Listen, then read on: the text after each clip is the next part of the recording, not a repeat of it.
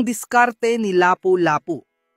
Paano natalo ang mga Espanyol sa labanan sa Mactan?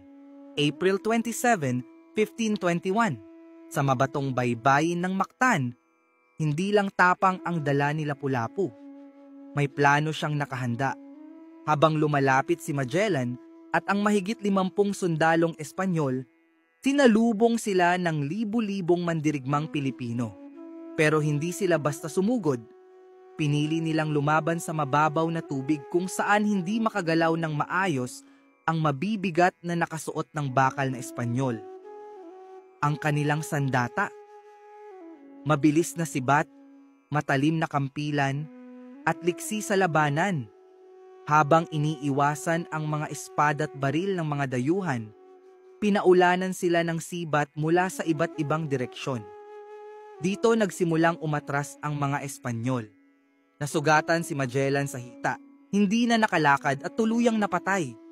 Wala siyang nagawa, ang kanyang mga barko ay malayo sa pampang at wala nang ibang tulong na darating. Dahil sa taktikang ito, nabigo ang Espanya na sakupin ang Mactan at naging inspirasyon si Lapu-Lapu sa darating pang siglo ng paglaban ng mga Pilipino.